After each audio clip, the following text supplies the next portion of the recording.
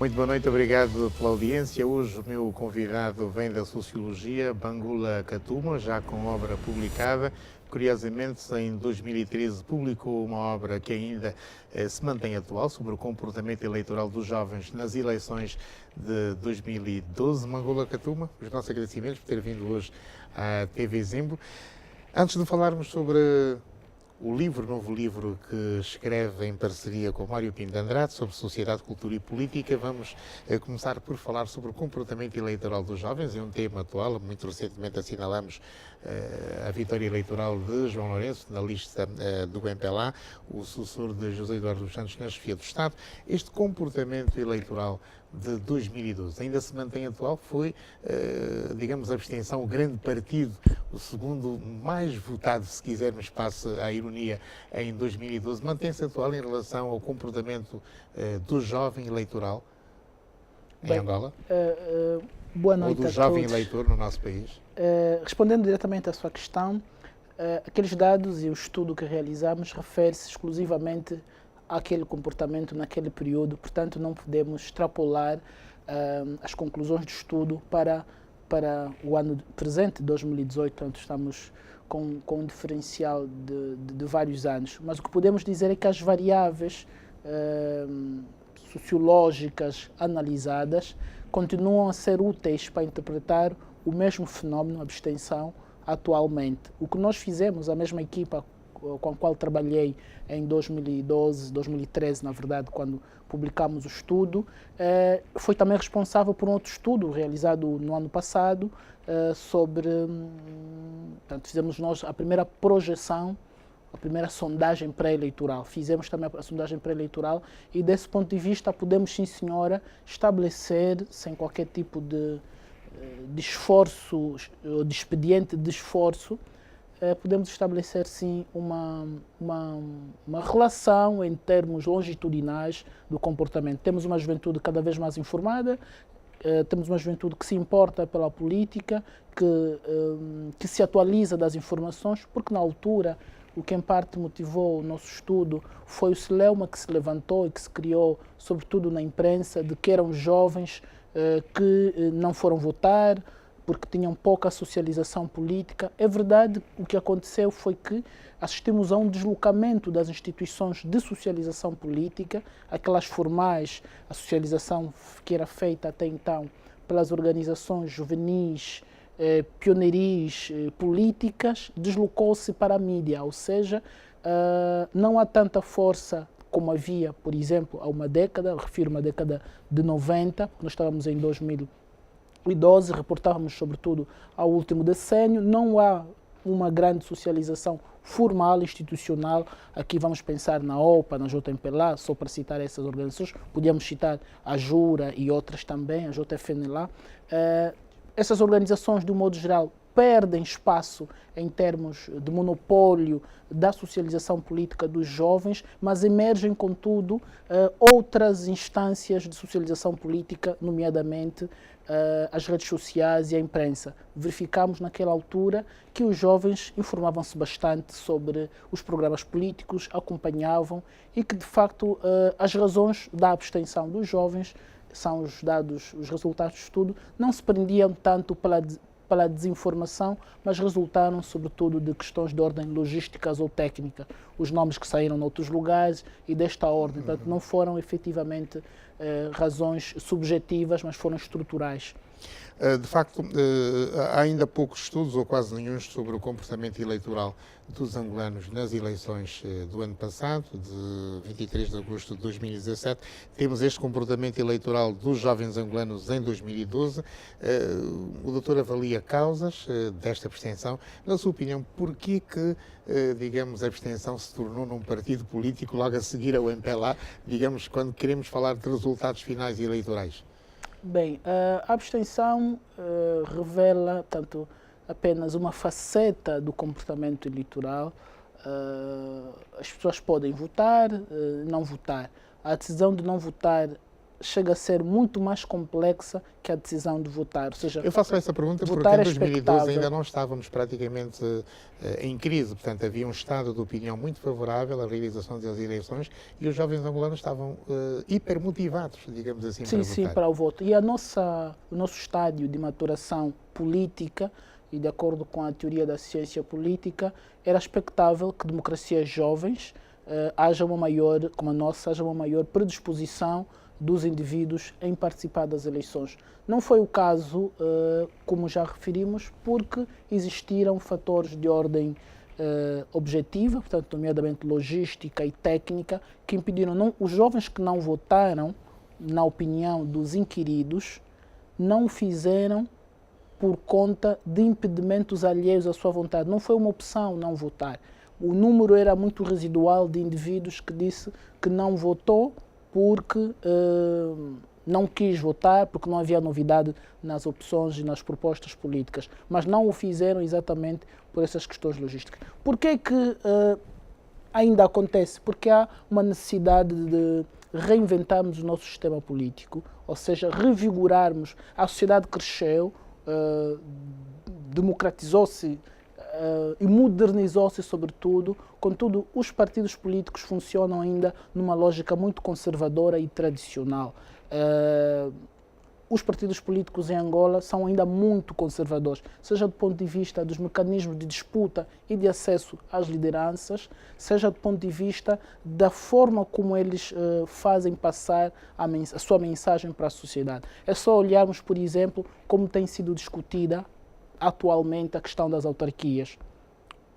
Isso é uma questão que depois vamos falar, que também aparece discutida numa obra que iremos publicar recentemente. E já falaremos sobre isso.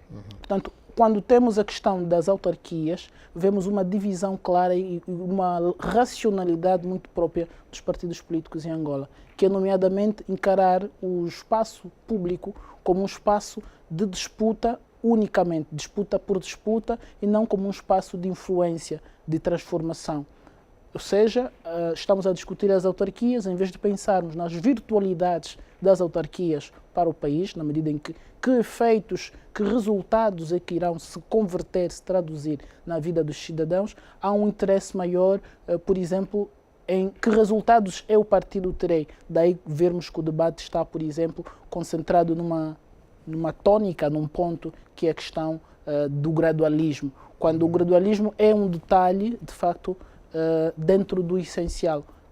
Os cidadãos ainda não sabem o que são as autarquias, mas os políticos estão a discutir um detalhe das autarquias. Portanto, falta um bocadinho de pedagogia partidária, e isso, de algum modo, fez com que todos os partidos, sem exceção, todos os partidos perdessem esse poder de influência que tinham sobre a juventude. Mas a sociologia angolana pode ajudar. Qual pode ser o contributo de um sociólogo no quadro atual, dentro desse espaço público, de opinião pública e publicada? Qual é o espaço hoje, digamos, que tem o sociólogo angolano?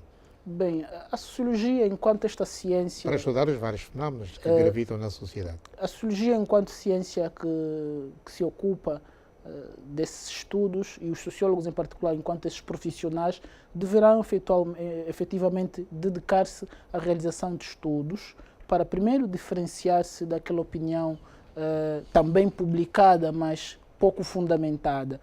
Estudos para que possam os sociólogos auxiliar os decisores públicos, e aqui incluímos os governantes e os políticos na criação de mecanismos e instrumentos para transformar a realidade. Os sociólogos não transformam a realidade. Os sociólogos compreendem os fenómenos, pelo menos propõem-se a compreendê-los e a explicar as suas dinâmicas, cabendo, numa segunda instância, aos detentores do poder público e também do poder político, os partidos políticos que influenciam o poder público, ao nível da instância executiva, na concretização dessas medidas. É a realização de estudos. Eu, felizmente, estou integrado numa equipa de investigadores, não sei se podia dizer aqui, seria a publicidade. Há uma equipa de investigadores do Instituto Superior Politécnico Sol Nascente do Ambo e do Instituto Jean Piaget de Benguela, que tem vindo a realizar diversos estudos E tenho estado a fazer isso e tenho prestado também mais diretamente para algumas instituições e entidades a minha contribuição ao nível da consultoria de estudos técnicos para orientar efetivamente que haja uma atuação mais racional. No fundo, o que se pretende é acabar um pouco com o voluntarismo. Portanto, há aquela ideia de que as questões sociais, por estarem muito imbricadas com o nosso dia a dia, com o nosso cotidiano, não carecem de um conhecimento especializado. Ou seja, achamos que para falar do crime, portanto, de todas as formas de desvio social, para falarmos das orientações societais, como o comportamento do mercado nupcial, dos casamentos, falamos do divórcio, etc. Essas questões são questões menores da vida pública e que qualquer pessoa podia tratar, um ancião, por exemplo, por ser mais velho, por ter experiência, podia tratar um indivíduo do clero, um pastor, um padre, entidades eclesiásticas, permitam-me aqui a correção, podia tratar dessa questão quando efetivamente tratam-se de domínios de grande complexidade, domínios técnicos que exigem uma intervenção específica de um profissional. Ainda falta esta consciência da intervenção do sociólogo enquanto profissional da sociedade. É muito relativizada e isto tem custado muito caro ao país por causa do que já referimos há pouco. Ficamos apenas pela boa vontade das pessoas, né? Ele pode, então vamos deixar que ele faça. Bangola Katumwa é doutor em Sociologia pelo Instituto Universitário de Lisboa. Vai publicar agora um livro com outra grande referência, digamos, da vida pública nacional e que tem muita intervenção pública no ramo da diplomacia e de relações internacionais. Falo do mestre Mário Pinto de Andrade, ainda reitor da Universidade de Lusíada de Angola. Sociedade, Cultura e Política com Mário Pinto de Andrade. Porquê?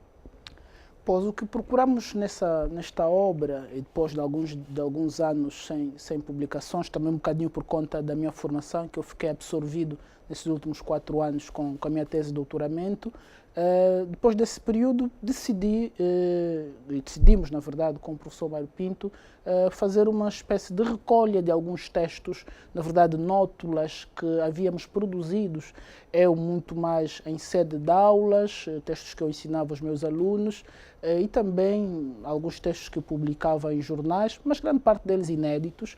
Decidi reuni-los, o mesmo fez o professor Mário Pinto, e decidimos então apresentar à sociedade um conjunto de reflexões sobre a vida nacional nestas 3 dimensões.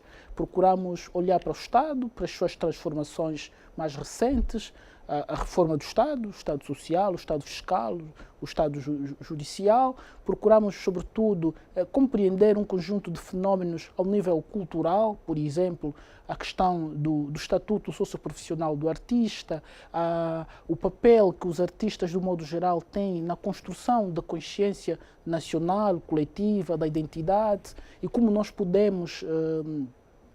nós, o país... Aí já está a falar do mecenato, praticamente. Sim, procuramos analisar um conjunto de dimensões, essas 3 dimensões, mas um conjunto de indicadores dessas dimensões que, se observados e articulados, podiam permitir a que as políticas públicas em Angola fossem mais eficazes. Nós andamos a reclamar, nós, os cidadãos, de que então faz-se, gasta-se dinheiro, faz-se, mas isso não se converte em termos de solvabilidade do tecido social, não há mudança. O fim último das políticas públicas é o bem-estar social.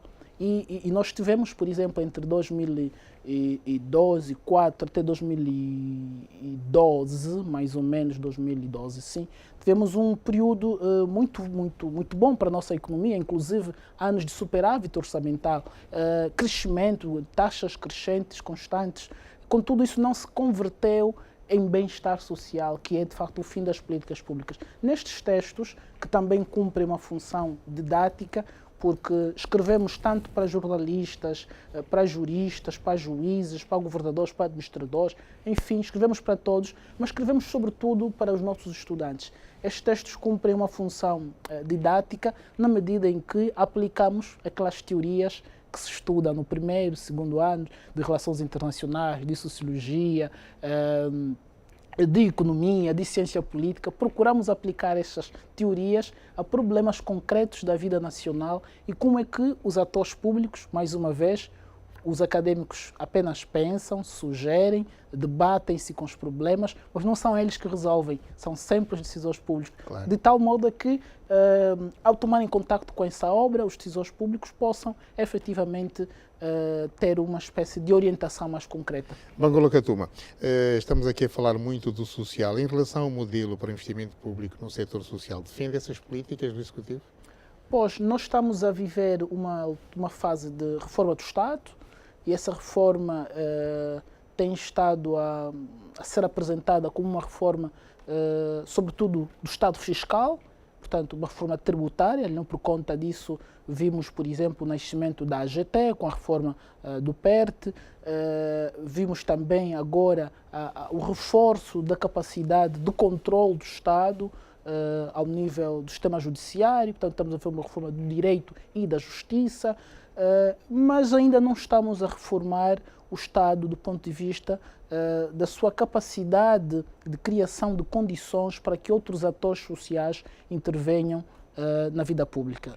Dito de outra maneira, se o Estado diz que tem que diversificar a economia, quer diminuir o Estado empresarial, né, menor presença empresarial do Estado, eu sou das pessoas que concorda que sempre existirá, porque existe assim em todo o mundo, um mínimo de Estado empresarial. Não vamos acabar com todo o Estado empresarial, mas se propõe aqui a sua redução, porém a redução do Estado no investimento no setor social. Carecemos, de facto, de uma proposta de infraestruturação do investimento no setor social, uma espécie de ecossistema do investimento no setor social que permita a que, à medida que o Estado vai diminuindo a sua influência, porque ele não vai poder,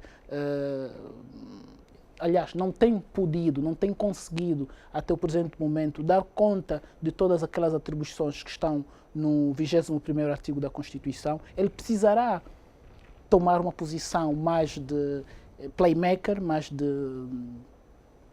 coordenadores de jogadas, para permitir que instituições de caráter fundacional, instituições do terceiro setor, do modo geral, possam encontrar atrativos no investimento do setor privado, do investimento no setor social. É o setor privado que também pode ajudar o Estado, por exemplo, serviços de cultura, de lazer, de desporto. O Estado não tem conseguido e nem conseguirá, e nem é assim em todo o mundo. Os países não funcionam assim. Então, precisamos criar esse ecossistema, porque o Estado, à medida que se vai, não diria divorciando, mas vai se demitindo, de certa forma, de alguma responsabilidade, precisa garantir que outros atores intervenham. A lei do mecenato é uma saída. Temos a lei aprovada, já regulamentada, contudo, os seus efeitos... Faltam os atores. Exatamente, porque não há uma infraestruturação. E quando eu falo desta infraestruturação, estou a pensar, e porque isso funciona assim, numa entidade privada ou mista.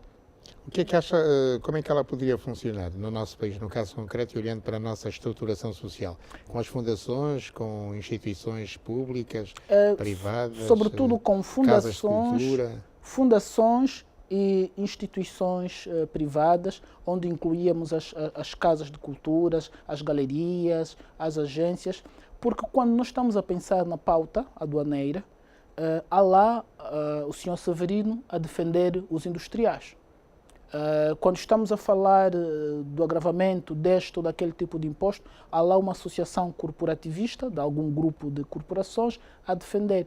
Mas não há, quando se aprovam as leis, não há uma entidade que defenda que, por exemplo, a nossa rigidez fiscal dê espaço, nós precisamos de um Estado sensível às questões sociais. E o Estado é sensível às questões sociais não só quando coloca no seu orçamento uma verba para esse tipo de despesas, de investimentos, mas também quando permite folga aos atores privados, às empresas, para que elas possam encontrar espaço para investir no setor social. Pensemos, por exemplo, nos grandes empreendimentos. Quando querem um terreno, quando querem instalar, querem licença, há um plano de desenvolvimento institucional que prevê hospitais, postos médicos, quadras desportivas. Mas aquilo fica lá, não sai. Depois ninguém fiscaliza. Portanto, o crescimento econômico gerado por essas empresas, por esses empreendimentos econômicos, vai efetivamente ter alguma expressão no bem-estar, como já referimos, que é o fim último das políticas públicas, quando existir um agente que, passados 5 anos, 6 anos, vai àquela grande empresa que recebeu uma licença para explorar o setor A, o setor B, que está a funcionar, que está a ser lucrativa, que está a pagar impostos, e vai lhe dizer, mas você disse que ia pôr aqui o posto médico para a comunidade, e ainda não pôs. Portanto, esta sensibilidade só será possível quando existir uma entidade responsável por isso. Mas irá dizer, caríssimo Amilcar, não, mas isso existem as instituições. Temos o Ministério das Finanças, a AGT, temos os ministérios que cuidam, se for uma universidade que prometeu, é o Ministério do Ensino Superior, Ciência, Tecnologia e Inovação. Se for uma indústria, o Ministério da Indústria, que vai lá cobrar e chamar responsabilidades. Ok, mas eu coloco ainda a questão noutros termos. Por que não tem acontecido? Exatamente porque as empresas queixam-se do grande esforço e agora temos que controlar no sentido de que temos que prestar atenção que este esforço não possa exaurir-se, não possa esgotar os empresários a tal modo de que eles não tenham mais sensibilidade para contribuir para o social. Obrigado, Mangola Katumo, é o nosso convidado de hoje, sociólogo, formado em Portugal pelo Instituto Universitário da capital portuguesa, e com ele que nós estamos aqui a conversar. Na segunda parte, e não sai daí, vamos continuar a conversa, até porque há aqui neste livro Sociedade, Cultura e Política, que escreve em parceria com Mário Pinto Andrade, um conjunto de avaliações, incluindo sobre a popularidade no início do seu mandato, quer de Barack Obama, quer de Lula da Silva. Há aqui uma pequena analogia com João Lourenço, que está há um ano em funções como chefe de Estado e titular do Poder Executivo. Vamos então procurar saber como é que o Dr. Katumo está a acompanhar, digamos, o desempenho neste primeiro ano de João Lourenço, o Presidente da República, titular do Poder Executivo, e que acaba de ser consagrado como Presidente do Partido MPLA, sucedendo a José Eduardo dos Santos, que esteve à frente do Partido Movimento Popular de Libertação de Angola desde 21 de setembro de 1979. Não sai daí, porque vai valer a pena continuar connosco.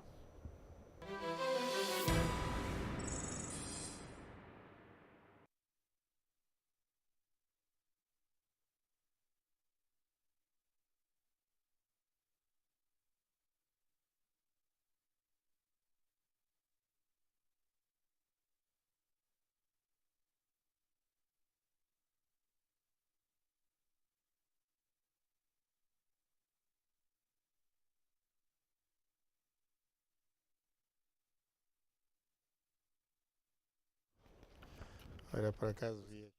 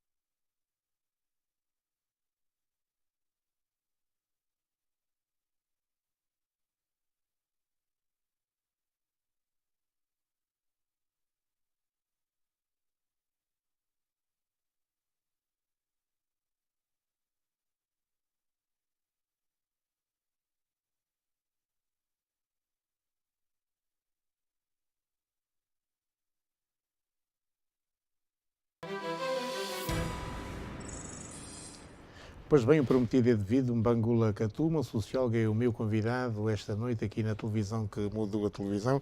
Tem 3 obras publicadas, vai publicar a terceira dentro de dias. Sociedade, Cultura e Política. Escreve em parceria com Mário Pinto de Andrade, mestre em Relações Internacionais, também com uma formação em política externa americana.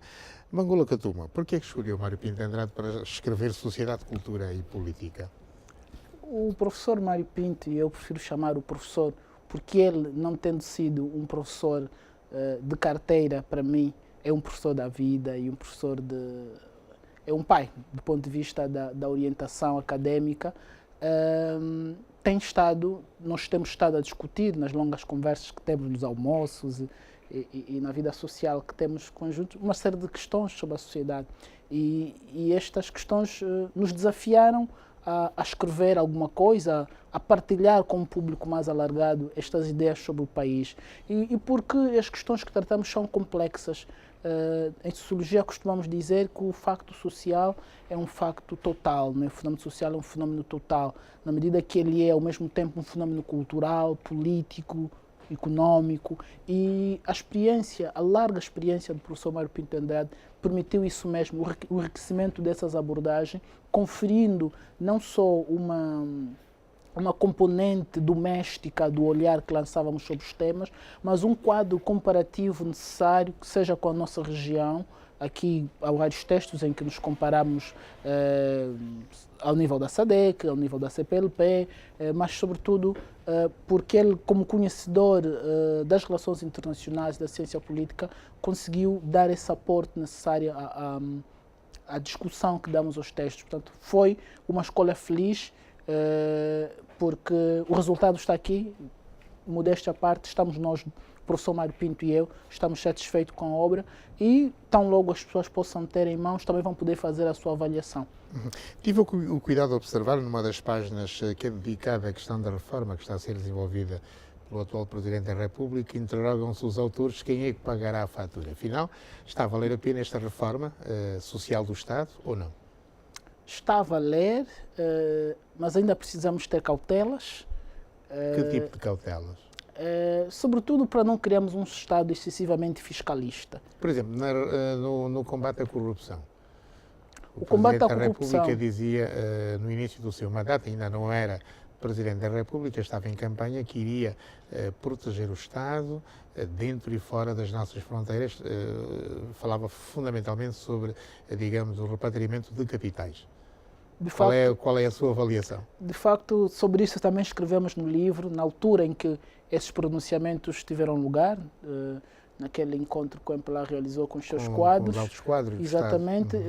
E, de facto, o Presidente João Lourenço não nos defraudou até agora, porque, na altura, candidato, não é? Agora Presidente, cumpriu, temos a lei aprovada, há um conjunto de medidas de política que têm sido executadas. Mas há aqui uma analogia em relação aos mandatos de Barack Obama nos Estados Unidos e Lula da Silva no Brasil. No início dos seus mandatos presidenciais começaram com uma taxa de popularidade muito alta, mas terminaram com uma taxa de popularidade muito baixa. O mesmo poderá efetivamente se colocar com o Presidente João Lourenço. Poderá, é uma possibilidade. Poderá porquê? Porque os custos de qualquer reforma são muito pesados. E sobretudo as do tipo que o Presidente João Lourenço tem vindo a fazer e se pretende fazer. É uma ruptura, digamos, com algum lado, sim, uma ruptura com o passado, mas com paradigmas de implementação de políticas públicas, de desinstalar interesses, portanto, isso tem sempre um custo. Popper, permita-me aqui uma volta à história, dizia que os Estados Karl Popper. Exatamente, Karl Popper, que os Estados, o Estado moderno, sobretudo, aquele que seguiu, que se criou mais ou menos no século XV, que seguiu ao feudalismo, tem de facto um dilema, que é, se por um lado ele pretende manter a sua autonomia, por outro lado, tem, de facto, objetivos relativamente à sua autarcia económica. E ele, o Estado, não pode ser o mercado, nem ser o mercador. Ou seja, as reformas custam dinheiro. O Presidente João Lourenço precisa de dinheiro para pagar as mudanças sociais que pretende implementar. Para pagar a fatura. Para pagar a fatura. E o povo não é, em primeiro plano, quem tem o dinheiro. Em primeiro plano, quem tem dinheiro, por exemplo, agora é o FMI. É o FMI. Existem medidas destas instituições, por exemplo, que não são propriamente populistas ou populares. Imaginemos a questão da estrutura do Estado. Nós estamos a falar de uma reforma do Estado que passa, sobretudo, para o setor empresarial. Queremos reduzir a presença do Estado, mas há aqui um dilema. Se, por um lado, o Estado quer empresas funcionais, ágeis, por outro lado, é o Estado o maior empregador.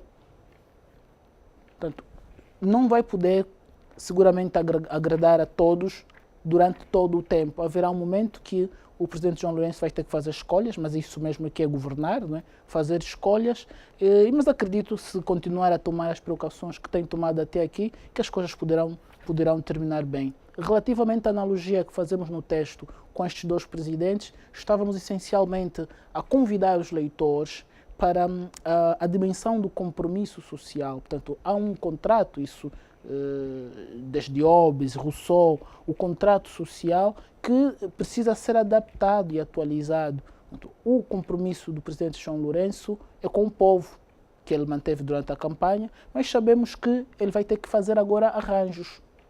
Governar é fazer arranjos, alianças, juntar-se a grupos, e esses grupos são organizações internacionais, com agendas próprias, que muitas vezes poderão coincidir com a nossa e noutras poderão não coincidir. Portanto, desde que se mantenha, como nos assegurou o Ministro da Economia, desde que se mantenha os interesses do Estado angolano salvaguardados, penso que a fatura será paga e bem paga.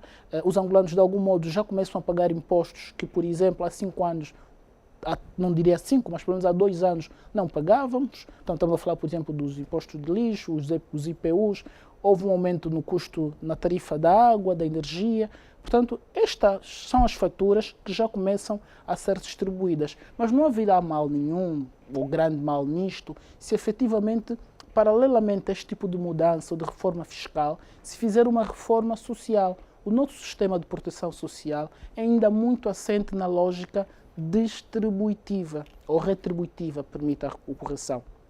É uma lógica muito retributiva e não distributiva. Então é preciso... E porquê?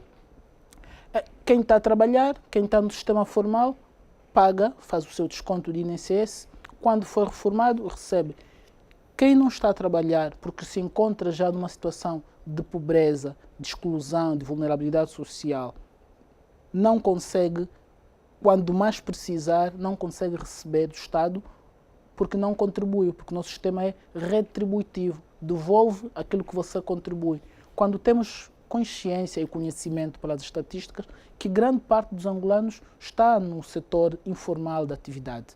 Então, é preciso, e regressando ao que dizíamos na primeira parte da entrevista, é preciso termos o cuidado de infraestruturar, de criar um sistema ecológico que permita assegurar que quer os indivíduos que estão no sistema formal, quer do sistema informal, possam beneficiar de proteção social. Porque a proteção social, a básica, é garantida para todos, independente da sua condição em relação ao trabalho, da sua situação em relação ao trabalho. E é sobre isso que eu gostaria de continuar a abordar, porque estamos aqui a falar de processos de humanização da nossa sociedade, que passam naturalmente por uma outra abordagem sobre a saúde e a educação, que são, digamos, áreas-chave para o desenvolvimento harmonioso do país.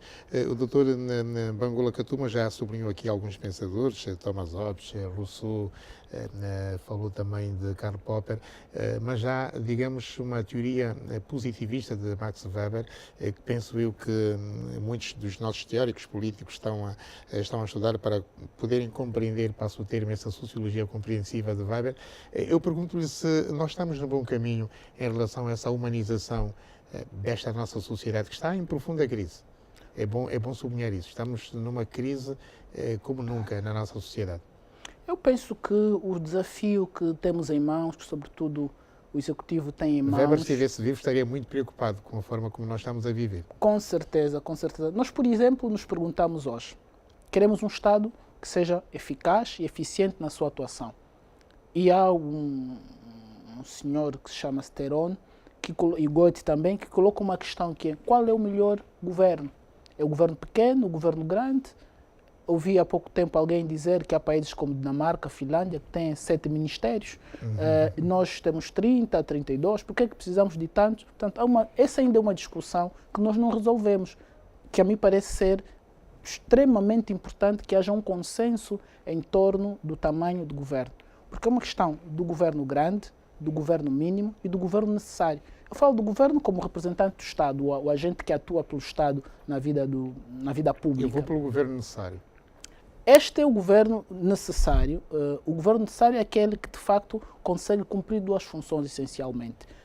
Que é, ele cumpre com o seu desígnio de garantir a ordem e o bem-estar, portanto, cuidar dos interesses da coletividade, e também cumpre com o seu desígnio, que é um desígnio pedagógico, porque o governo necessário é aquele que se torna desnecessário. Um bom governo torna desnecessário pela eficácia da sua apropriação, na medida em que ele autonomiza todos os outros atores sociais.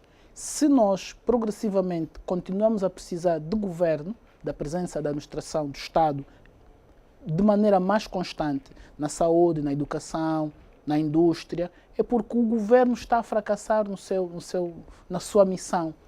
Porque o papel do governo necessário, do bom governo, é tornar-se desnecessário. O mesmo acontece com os pais. Um bom pai não é aquele que tem um filho dependente de si até aos 20 anos. O trabalho do pai é autonomizar, é orientar, garantir.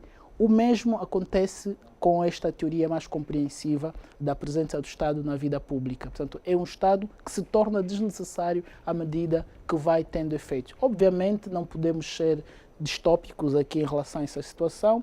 Temos que considerar a circunstância do país concreto, portanto, não vamos nos embalar tanto, porque sabemos que a deficiente modernização do Estado exige mais presença física de instituições públicas. Na Dinamarca faz-se tudo num telemóvel, cria-se empresas, dissolvem-se empresas, fazem-se casamentos, tudo no telemóvel. Nós ainda precisamos nos deslocar fisicamente a muitos lugares, porque não temos energia, não temos internet. Então, há uma série de Já começamos a fazer o registro dos trabalhadores domésticos via telemóvel, na segurança social. Este é o caminho, de facto, que vai progressivamente reduzir a presença orgânica do Estado. O Estado vai existir do ponto de vista mais funcional, mais de orientação geral, do que propriamente orgânica, com essas estruturas que pesam bastante no final nas contas públicas. Bangola Katuma, olhando agora para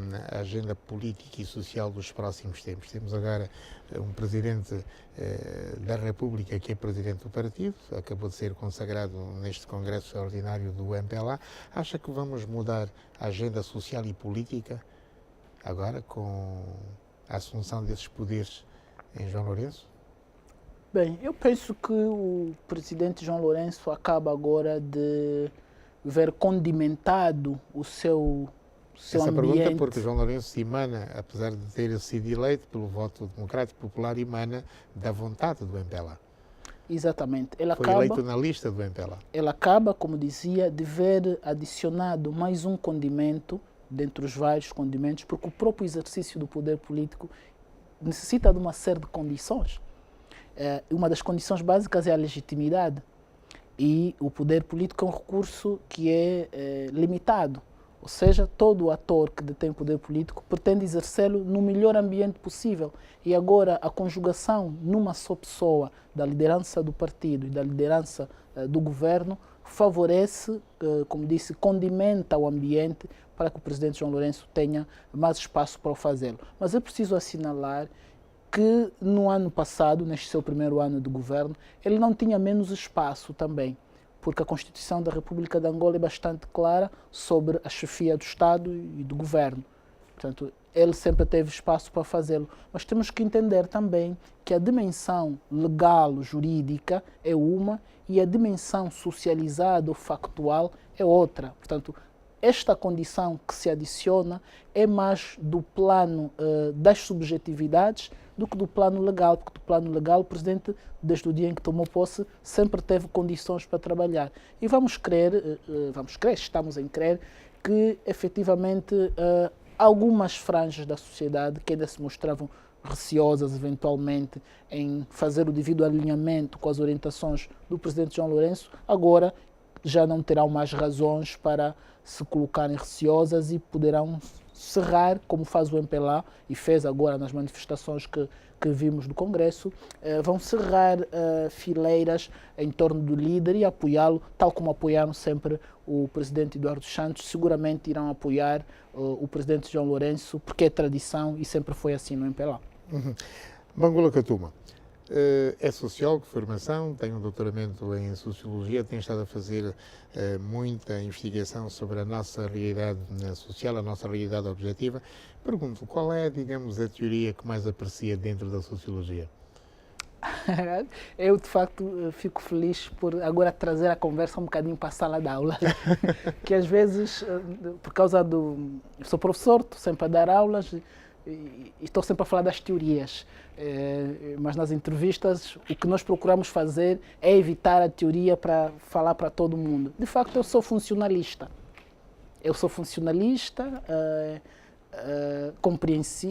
Também sou da teoria compreensiva, portanto, eu tenho, por um lado... Weberiano. Eu sou weberiano, por um lado, mas também sou, por outro lado, durkheimiano. Né? Portanto, eu acredito que as instituições cumprem cada uma função e que a soma das partes é superior que as partes em separado. Eu sou daqueles que, de facto, têm muita confiança, muita esperança na coesão, na necessidade da cooperação orgânica da sociedade e acredito que, aliando as teorias mais compreensivas desde Weber, posso oferecer para a sociedade uma ocularidade mais sofisticada, não só no sentido da sua elevação discursiva, porque ciência e produção do conhecimento também se coloca, aqui para referir ao Tusser, se coloca também no plano dos signos, também uma questão de construir a linguagem, mas porque me permite, sobretudo, mais do que a sofisticação, permite-me, sobretudo, oferecer uma ocularidade mais objetiva às pessoas. Weber é marxista. Dizia um professor, Weber só não é marxista porque ele entendeu que devia melhorar o marxismo, na medida em que ele compreende que a sociedade está, e este é o fundamento do marxismo, está dividida em classes, mas entende que os recursos para o posicionamento dos indivíduos nessas classes não se limitam àqueles tradicionais de Marx, que também, um bocadinho limitado pela história, via apenas a força de trabalho e os meios de produção. Ele diversifica esse olhar para a sociedade e identifica outros recursos de ação, como são o caso do conhecimento, por exemplo, e desenvolve uma série de outras formas de poder que permitem que os indivíduos se emancipem dentro da estrutura social. Portanto, o que ele faz, no fundo, é um melhorar da visão marxista da sociedade. Há um estudo que o Dr. Katuma faz, neste livro que lançou com o seu, praticamente, o seu instrutor, orientador, o Pedro Abrantes, que é um investigador português, doutorado pelo ISCTE e pela Universidade Aberta, um estudo que faz sobre uma figura que é muito marcante, fundamentalmente, para as sociedades africanas que queriam ser marxistas. Falo de Che Guevara, que foi companheiro de armas de Fidel Castro no início da Revolução Cubana, foi ministro da Indústria, esteve no Banco Nacional Cubano, depois decidiu sair para abraçar outros projetos no continente africano, esteve em Brazzaville com o MPLA, também cruzou-se com Savimbi e esteve naturalmente nos maquis em várias partes do continente africano. Por que esse estudo sobre, digamos, a estrutura, digamos, social, o pensamento de Che Guevara? Bem, é preciso nós termos isso em sede da sala de aulas. E que era médico argentino, Che Guevara. É preciso ensinarmos os estudantes a partir dos grandes exemplos. Existem pessoas que pela sua... e acho que foi Pestalozzi ou Rousseau que dizia, que defendia que o ensino devia ser feito a partir da história dos grandes homens, o ensino biográfico. Portanto, contar a história de um grande homem é uma forma mais curta de transformar os homens de hoje, de os construir no sentido do bom exemplo.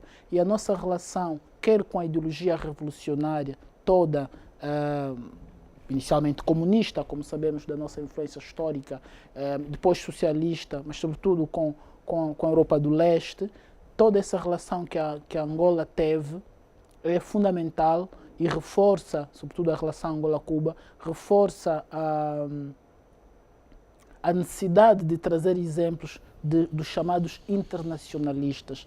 É preciso ensinar que em determinado momento da história da humanidade existiram pessoas cujas lutas não se confinaram. Aliás, há pouco tempo assinalamos o aniversário, há coisa de 2 semanas, o aniversário de Mário Pinto de Andrade, que foi também um internacionalista angolano, que exerceu inclusive funções noutros países. E por muitos considerado o pai da sociologia angolana? Sim, certamente. É desta opinião também? De acordo. Aliás, o registro que temos dos primeiros estudos sobre, feitos por e sobre Angola é do professor, são do professor Mário Pinto de Andrade. Portanto, é inquestionável. Portanto, há um consenso cá entre nós, até porque um dos maiores sociólogos angolanos, o professor Vítor Kajibanga, fez a sua tese sobre ele, portanto, sobre o seu pensamento. Não restam dúvidas. Mas eu gostava apenas de, aqui no fim dessa resposta, de reforçar essa ideia. Os bons exemplos, os exemplos dos grandes homens, devem ser ensinados às gerações presentes. Eu tomo isso como uma lição para a minha vida e o exemplo de Che Guevara permitiu, de facto, deslocalizar, não se trata de uma defesa do que é nosso, mas deslocalizar os bons exemplos. Dizer que um bom exemplo sempre o será em Angola ou fora de Angola. E acho que essa é uma mensagem que ficou bem passada neste manual, que felizmente é adotado por várias instituições aqui em Angola. E aproveito publicamente a agradecer essa vaidade, não é? Eu sei que o ICHED de Luanda usa este manual, a Faculdade de Ciências Sociais de Agostinho Neto também usa este manual, portanto eu não podia estar mais feliz e acho que foi uma parceria boa que fiz com o professor Pedro Abrantes. E um dia, se tivermos mais tempo, que esse é o problema que os professores enfrentam, é tempo para escrever. O tempo. Se tivermos mais tempo, podemos trabalhar. O tempo do tempo. E a ditadura do tempo impõe-nos agora que façamos mais um curto intervalo. Já voltamos. Estamos com Bangula Katuma, que escreveu igualmente um livro, curso de Sociologia, com o seu tutor, Pedro Abrantes. Vamos para um curto intervalo. Já voltamos para continuarmos a conversa sobre a Sociologia.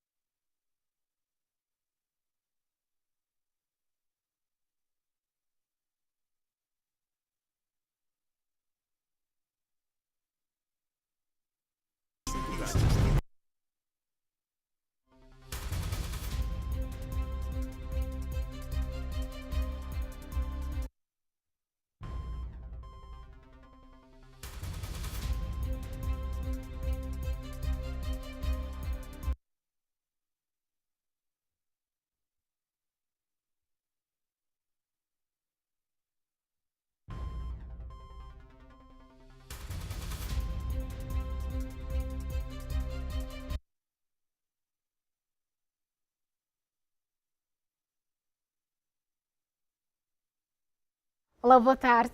Bem-vindos a mais um direto da redação. Vamos aos destaques que marcam a atualidade em Angola e no mundo.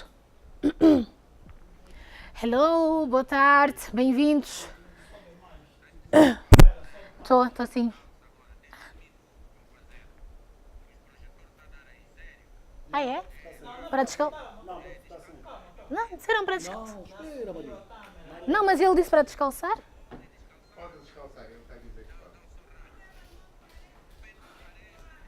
Mas o salto alto realça o... Não.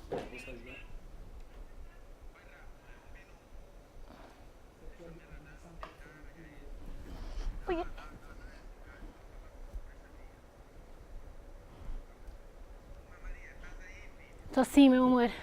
Já.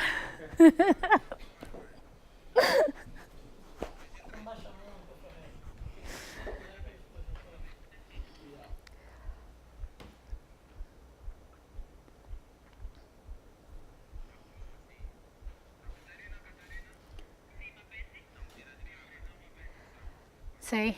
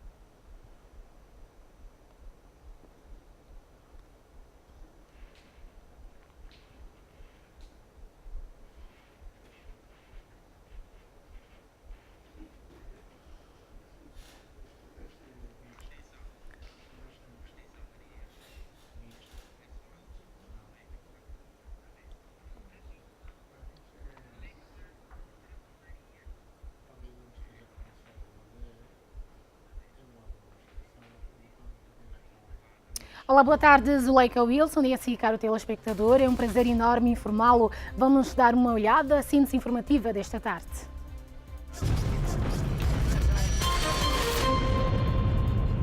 O Serviço de Proteção Civil e Bombeiros registrou mais de 40 incêndios de janeiro a julho.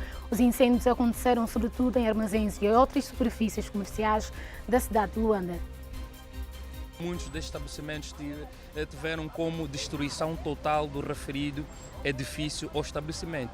Portanto, de facto, em função aos números, torna-se preocupante, até porque muitos destes estabelecimentos estão ladeados de zonas habitacionais, que achamos nós levarmos essa cultura preventiva por intermédio de inspeções e reinspeções aos estabelecimentos, no sentido de podermos verificar o grau de cumprimento dos mesmos. Angola reduziu o índice de pobreza de mais de 60% para de 30% entre 2013 e 2015. Entretanto, os desafios para se acabar com a fome e a pobreza no país ainda não foram ultrapassados.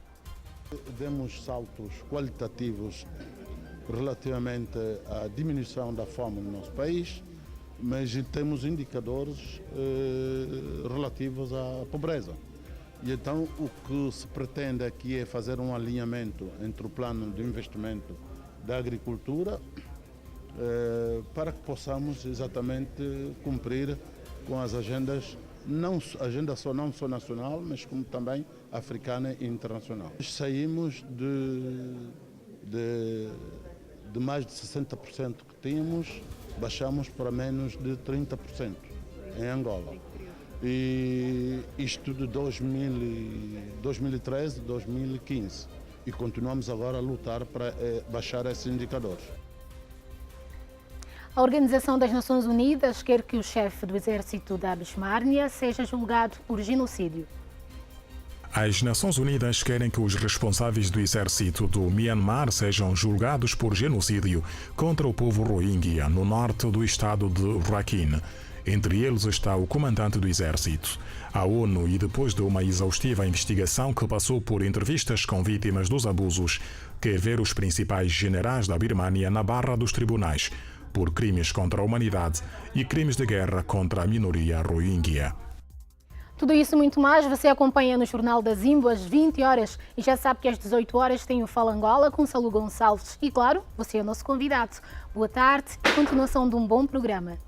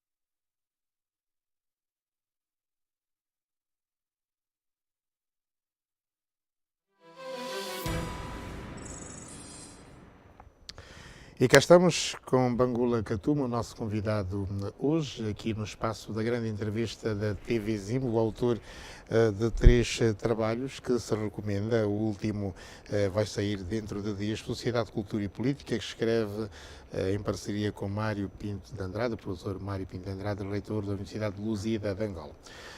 Professor Bangula Katuma, há, digamos, uma abordagem sociológica que é feita sobre a pobreza no nosso país. Porquê que escolheu, ou porquê que escolheram este tema para abordar, tal como abordaram, é evidente como uma variante sociológica, a questão da pobreza? Preocupa a questão dos pobres em Angola? De todo. De facto, a nossa preocupação com a análise da pobreza é sobretudo no sentido de, ao olharmos para as diversas medidas de política, e aqui importa destacar o Plano Nacional de Desenvolvimento e também, antes dele, o Plano Intercalar, que é aquele que vigorou entre setembro de 2017 a março deste ano. Olhar para estas medidas e procurar perceber de que forma é que elas podem efetivamente transformar a vida das pessoas, porque as pessoas em situação de pobreza têm mais dificuldades em beneficiar, por exemplo, dos efeitos do crescimento econômico. Quem são os pobres em Angola? Não conhecemos. O governo de Angola eventualmente dirá que os conhece e sabe quantos são.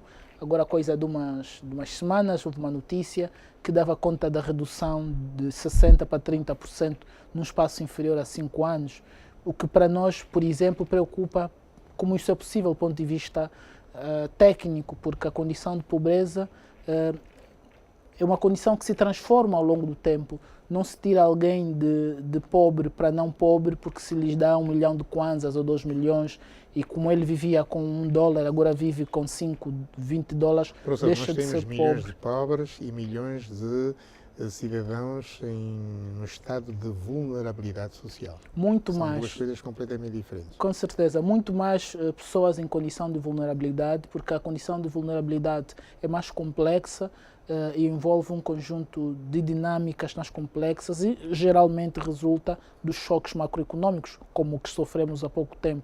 Nós estamos a tentar controlar a inflação à custa da desvalorização da moeda e isso coloca grande parte das famílias, as empresas sem capacidade para fazer investimentos, as famílias sem capacidade para fazer poupança a investimento e aqueles indivíduos que estavam no piso intermédio, que estavam na classe média baixa. Essa ainda é outra conversa também que um dia devíamos ter para saber qual é a classe média angolana, se é que ela existe e como é que se caracteriza. Existe Temos a uma classe princípio. média que está a ficar cada vez mais pobre. Estas, Uma classe média, digamos que se enriqueceu no período em que no bom período. estivemos bem, não é? Não sabemos, mas sabemos que muitos tiveram acesso ao erário, não é? E enriqueceram-se e que agora estão a ficar muito pobres porque estão a perder poder aquisitivo. Essas pessoas estão a perder poder aquisitivo, não ficarão pobres a princípio, estamos a criar conjecturas, porque têm patrimónios, por exemplo, que eles podem, mesmo que não tenham liquidez para continuar a investir, fazer poupança, ainda têm patrimónios que lhes mantêm e que lhes garantem alguma renda. A nossa grande preocupação em Com essa inscrevermos... estruturação social que nós temos no país, os angolanos conseguem fazer poupança? Ninguém poupa o que não tem. Portanto, há aqui uma conversa que eu costumo ouvir, sobretudo do setor bancário, microcrédito, poupar, tanto que é uma conversa que só os bancos é que têm tido lucros, que é uma questão também que precisamos entender.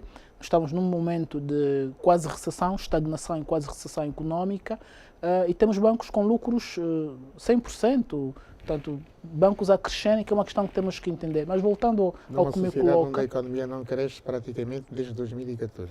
Sim, mas os bancos têm todos lucros positivos, né? Têm contas, têm resultados positivos. Mas eu dizia, a nossa questão aqui é com efetivamente... É um milagre, isso? É um milagre? Não é um milagre, isso revela de facto que alguma coisa não está bem.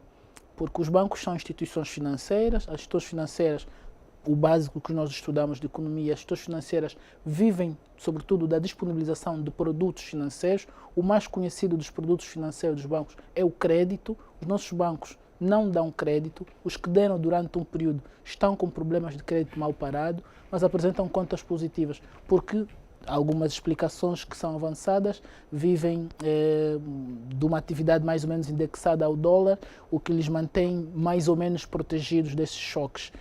Mas o que gostava agora de adiantar relativamente à pergunta sobre os pobres e a nossa preocupação com eles é que quando essa classe média se sente ameaçada, ela retrai-se, coíbe-se no investimento, deixa de gerar empregos, porque fica à espera do que é que vai acontecer. Quando ela se coíbe do investimento, não só vimos vários despedimentos, coloca em causa os postos de trabalho existentes, mas deixa de gerar novos postos de trabalho, aumentando por essa via a vulnerabilidade das pessoas, que é a condição em que elas ficam expostas a um conjunto de fragilidades, nomeadamente acesso à educação, à saúde, porque o poder aquisitivo dessas pessoas Mais diminui. criminalidade.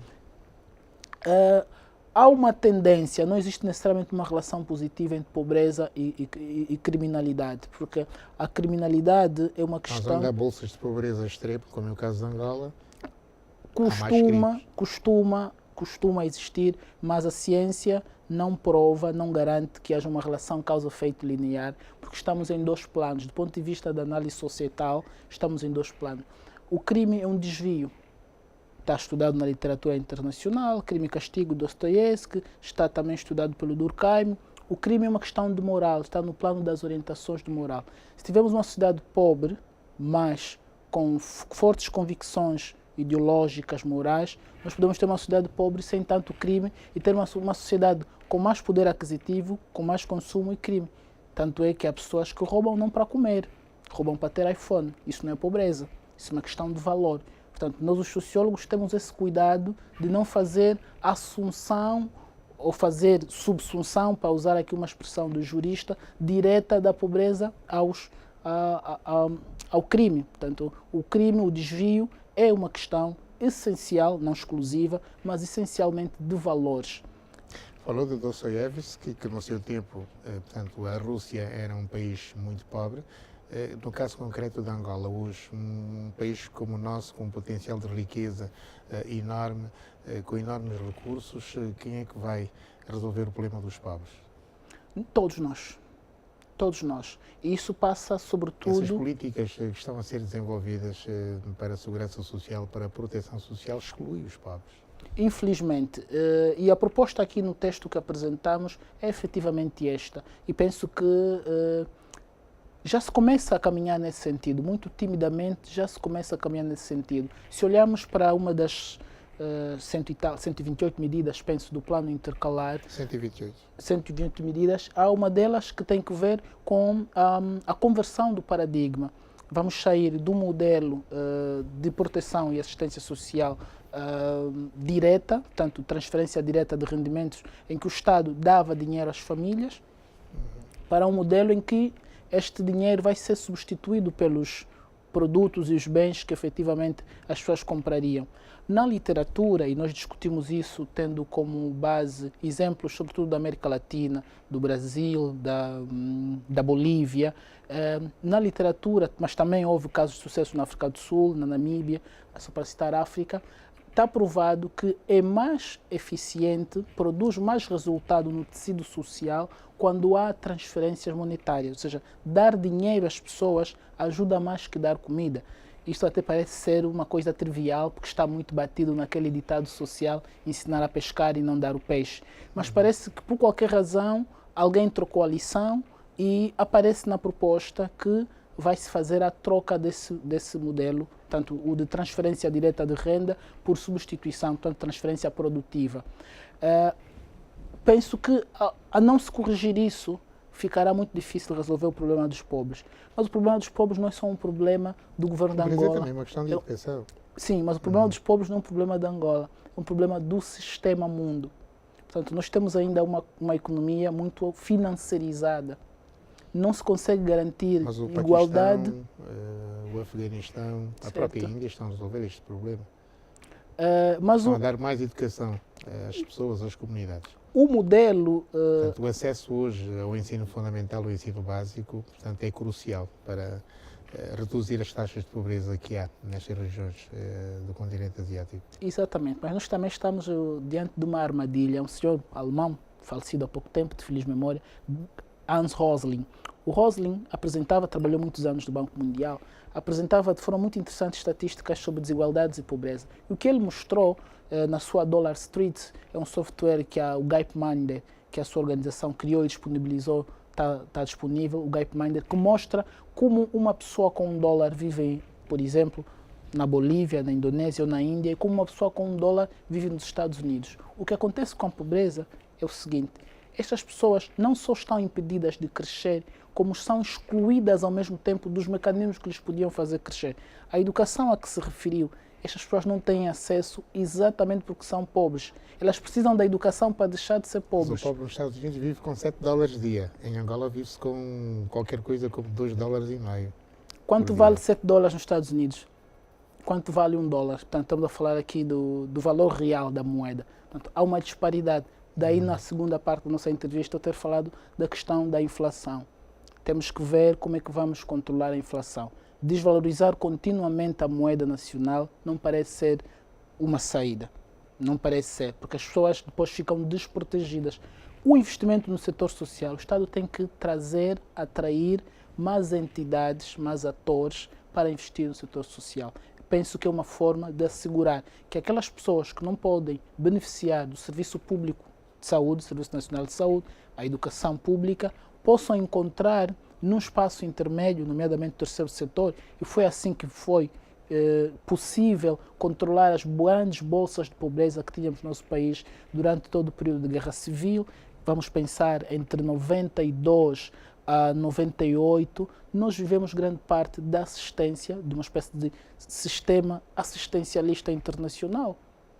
Portanto, por quê? Porque eram outros atores a assistir ao Estado, mas o período de emergência terminou. Mas sempre que temos um choque humanitário, como este que tivemos há coisa de 7 meses, por causa da seca no sul de Angola, vemos como o nosso sistema de proteção social não é responsivo, é frágil, não consegue em tempo oportuno, sem recurso a uma força externa, resolver.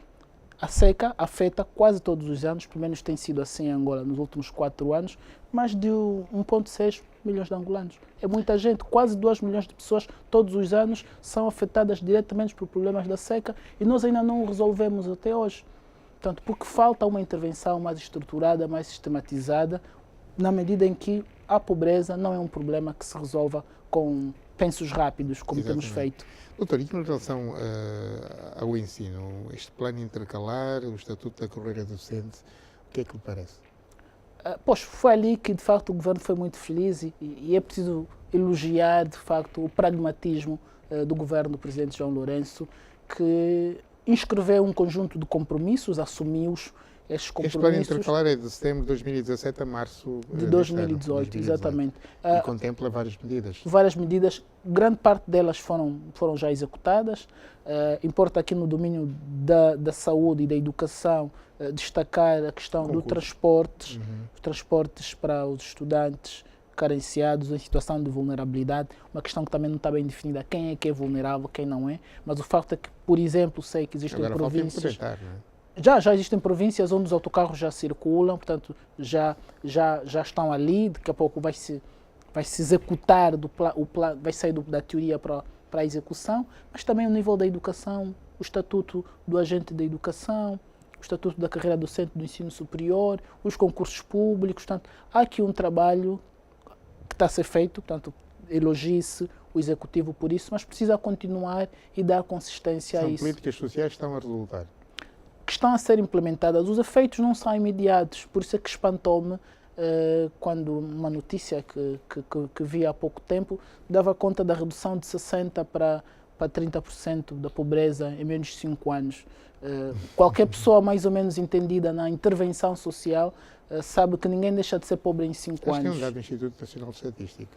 Sim, o dado oficial, penso que foi a TVzinho, inclusive, que publicou. Eu depois vou procurar me informar melhor sobre isso. Porque nós publicamos tendo como fonte o Instituto Nacional de Estatística. Sim, foi uma notícia com entrevista, inclusive. Portanto, os efeitos do plano intercalar só poderão ser... Resultou de um programa conjunto com as Nações Unidas. O Presidente da Assembleia Nacional usou da palavra, digamos, nesse dia que nós fizemos destaque a esta notícia. Exatamente. A fonte é o Instituto Nacional de Estatística. Eu não estou a desmerecer ou a desvalorizar ou a duvidar da informação. Só estou a me revelar surpreso.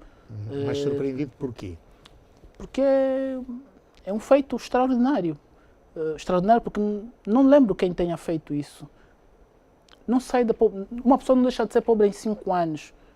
Pelo menos o conceito que o Banco Mundial define como pobreza. O que Lula fez foi criar condições de emancipação. Portanto, as famílias que, por exemplo, não tinham o mínimo estabelecido pela OMS em termos de calorias diárias para se alimentar, passaram a ter. Também um dos critérios para dizer se são pobres ou não. Os pobres não têm o mínimo de calorias necessárias. Ele tratou disto. Diminuiu... Eu dou a família para o filho ir à escola. Exatamente.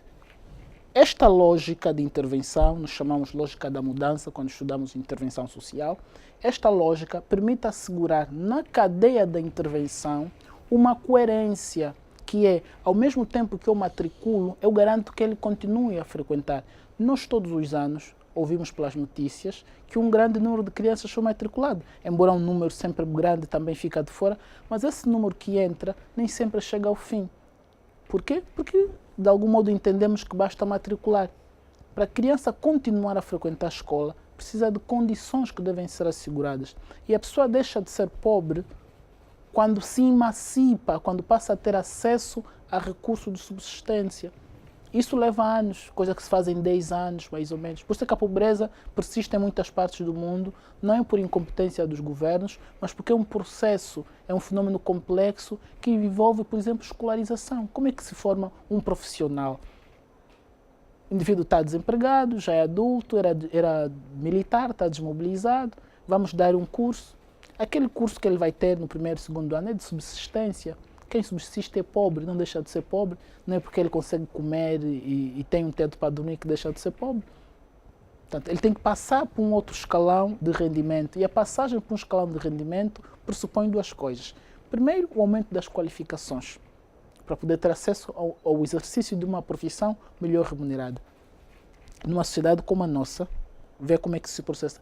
E segundo, ele tem que experimentar um período de estabilidade. Não é porque eu ganhava 20 mil ou 10 mil kwanzas e depois durante 6 meses passei a ganhar 100 mil que eu deixei de ser pobre. Porque eu tenho um conjunto de carências que eu vou suprir ao longo do tempo. É preciso que haja uma perenidade desses efeitos. E não se fazem em 5, 4 anos. Portanto, não estou a desmerecer a informação, estou a dizer que é um feito inédito e hercúleo do governo angolano. Fiquei mais rico com a sapiência adquirida. Eu é que me sinto muito honrado. Bangula Katuma. Eu que me sinto muito honrado de ter estado aqui a partilhar esses momentos consigo. Muito obrigado. É um jornalista que admiro muito desde a Rádio Nacional. Muito obrigado. A musicalidade da voz. Muito obrigado, Bangula. Obrigado.